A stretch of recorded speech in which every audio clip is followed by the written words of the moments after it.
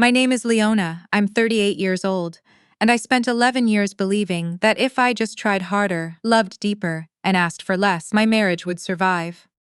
I was wrong. I'm a pediatric occupational therapist. I work with kids who can't tie their shoes or hold salt or sit still long enough to finish a sentence. I am good at patience. I am good at showing up. I thought those two things would be enough.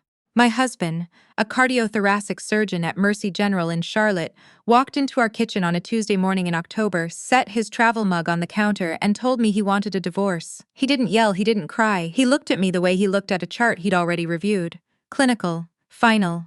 I've been patient, Leona, he said, and I remember thinking, you said my name wrong. Not Leona, that's not what I go by. He'd always called me Leo, and in that moment I understood that whoever I had been to him, I wasn't her anymore. We had been trying to have a child for 4 years. 4 years of temperature charts and ovulation kits and timed sex that didn't feel like anything except a medical procedure performed at home. We'd done 2 rounds of IUI, 1 round of IVF that ended in a miscarriage at 9 weeks. I had grieved in the bathroom with the door locked so he wouldn't feel guilty. What I didn't know, what I wouldn't find out until 3 weeks later, was that during our 3rd round of IVF, when I was injecting myself in the thigh every night and eating pineapple because someone in an online forum said it helped implantation, my husband had gotten his junior resident pregnant. Her name was Amber, 29 years old, no fertility issues. He handed me a manila envelope. Inside were divorce papers already drafted. The name of his attorney was printed in the top right corner. "You can have the Subaru," he said. "I'm keeping the house." I looked at him for a long moment. He picked up his travel mug and walked out. The house was in his name. We'd bought it that way because his credit score was higher and it made the mortgage rate better, and I trusted him completely. 11 years, and I had trusted him the way you trust gravity. Not because you think about it, but because you never imagine a world where it stops working. I had 3 days. His mother called on the 2nd day. She and I had never been close. She was a woman who wore blazers to breakfast and referred to my job as the thing you do with children. But I had always been polite, always asked about her garden, always sent birthday cards. "I think you know this is for the best," she said. "He needs a family, a real one." I hung up. Then I sat on the kitchen floor and stayed there until the tiles got cold. I packed what I could fit in the Subaru: my clothes, my laptop, a box of books, the Dutch oven my mother had left me when she passed. There was a jewelry box in the bedroom closet, a small cedar box that had also been my mother's, with a garnet ring and a pair of pearl earrings she'd worn every Sunday.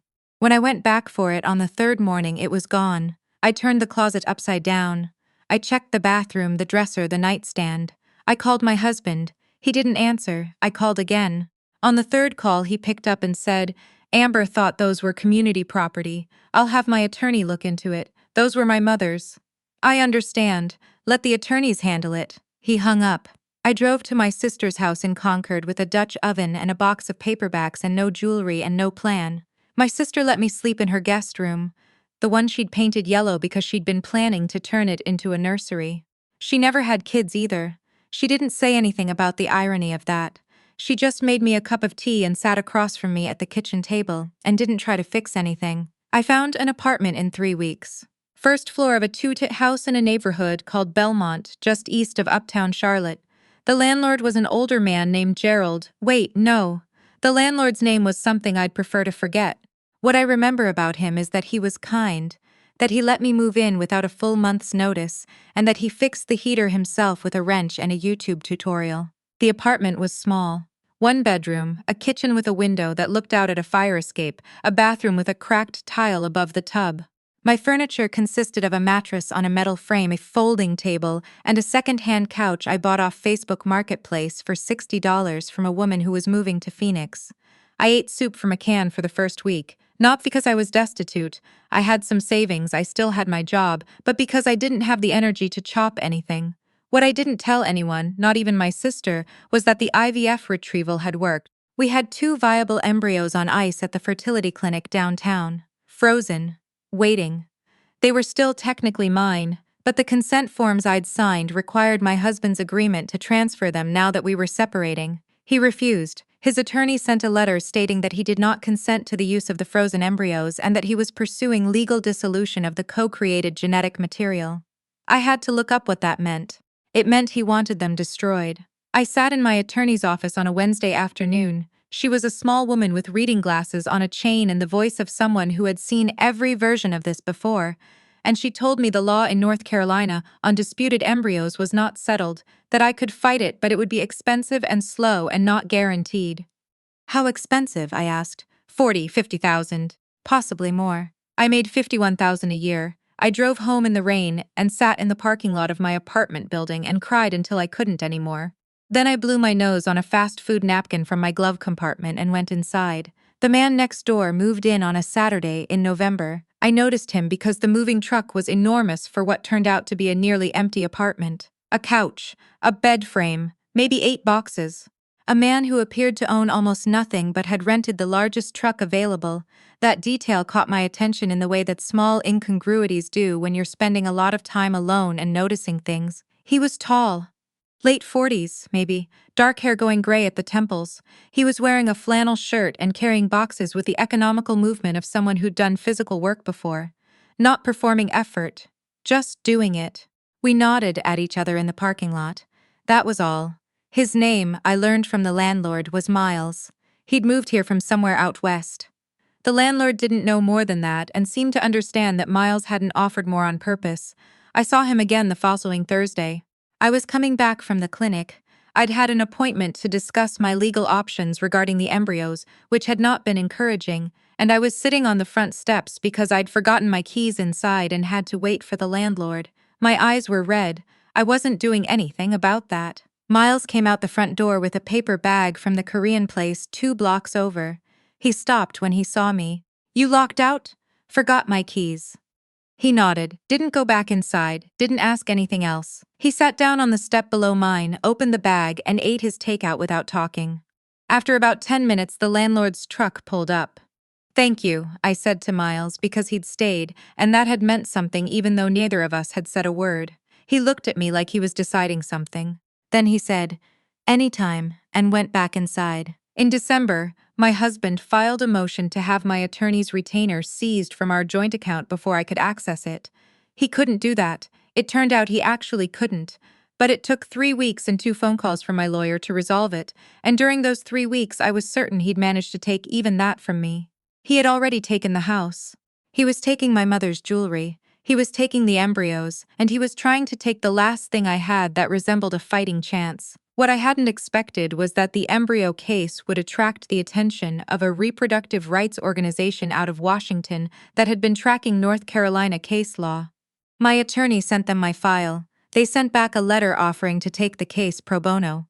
I read that letter 4 times. Miles and I became something that doesn't have a clean name. Not friends exactly, at first. Neighbors who had noticed each other. He brought me coffee one morning, just knocked on my door and handed me a cup, the right amount of cream because he'd apparently seen me at the machine in the laundry room, and then stood in the hallway until I invited him in. He sat at my folding table and looked at the apartment the way someone looks at a place they recognize. "You just moved here," I asked, "a few months ago. From?" He was quiet for a moment, not evasive exactly. "Careful.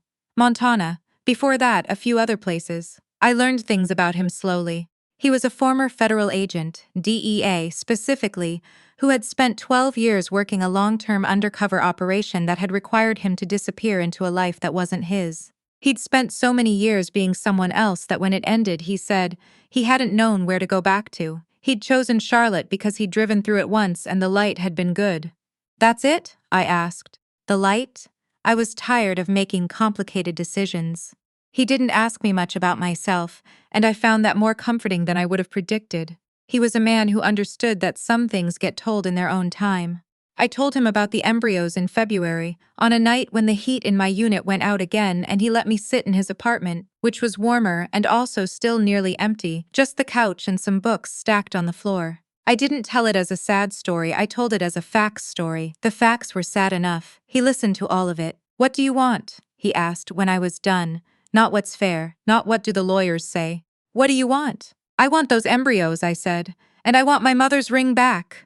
"Okay," he said, "so we figure out how to get both." Just like that, like they were problems with solutions, not verdicts I had to accept. The reproductive rights organization assigned a litigation team to my case in March. 3 attorneys, none of whom charged me $1. The lead attorney was a woman named, well, I called her by her last name, Ashworth, because everyone did. And she had 17 years of experience in exactly this kind of case. Your husband's position is legally shaky, she told me in our first call. He's arguing co-ownership, but the existing precedent on frozen embryos in situations of divorce trends toward honoring the party who wants to use them for reproduction, particularly when the other party has fathered a child through other means. Amber's pregnancy was 9 weeks along by then. His willingness to reproduce with someone else while blocking you from using your own genetic material is going to look very bad in front of a judge, Ashworth said. It took 4 months. In the end, he didn't want to go to trial. His attorney apparently told him the optics were catastrophic, particularly for a physician whose professional reputation required a certain public image. He signed the consent forms in July. I transferred the first embryo in August. I was at the clinic alone, which was fine. I had chosen to be there alone, which was different. The morning after the transfer, Miles made me breakfast. Scrambled eggs, toast, orange juice, and a very serious discussion of whether it was acceptable to put hot sauce on eggs, which he was pro and I was against, and we argued about for 15 minutes in a way that felt like the most normal I had been in over a year.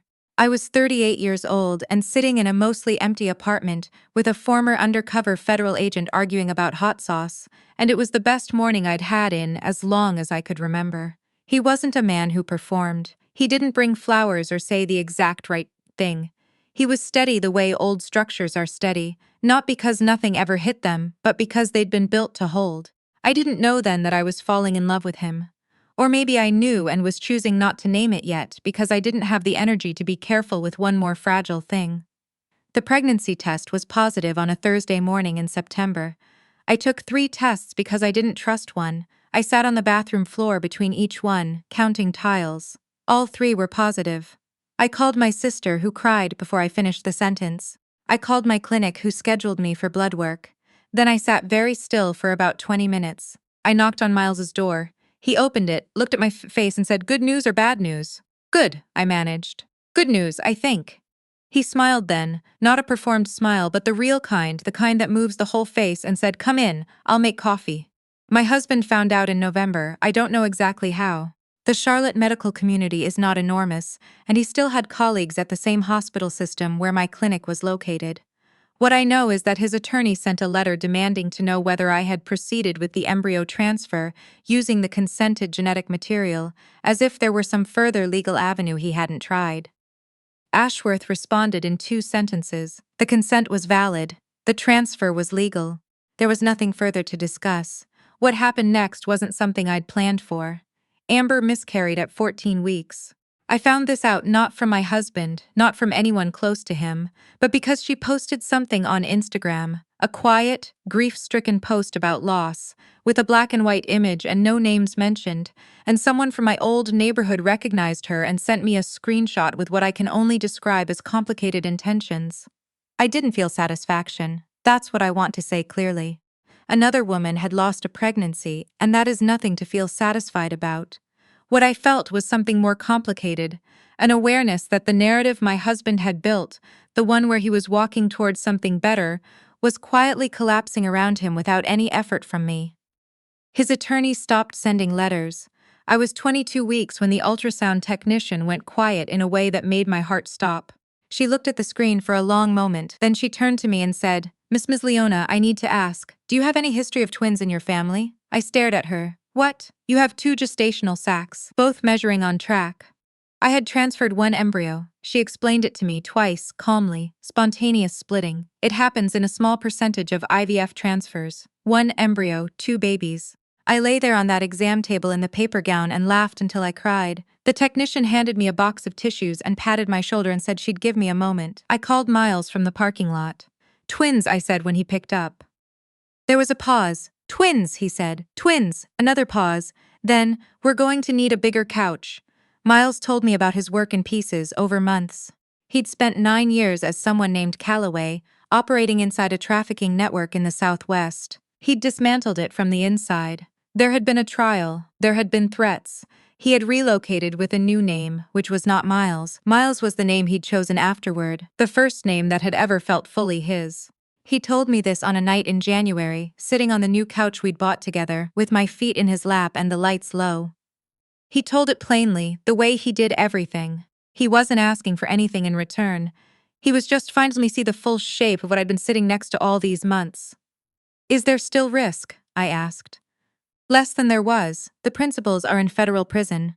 A couple of the outer network are still unaccounted for. He paused. I want you to know that before things go any further.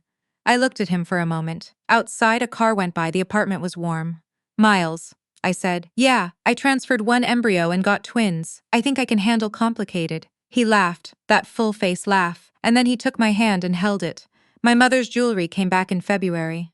Ashworth, who had technically concluded my case, but remained what I could only describe as invested, flagged a provision in the divorce decree that classified personal property received as inheritance as separate property, not subject to division. The garnet ring and the pearl earrings had been documented on an insurance rider under my name alone. His attorney, it turned out, had advised him at the time of the property division that the jewelry should be returned. He had simply not returned it.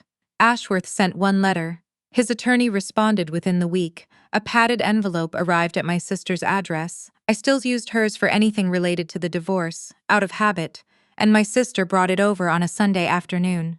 I opened the cedar box at my kitchen table with Miles sitting across from me. The garnet ring was there, the pearl earrings were there.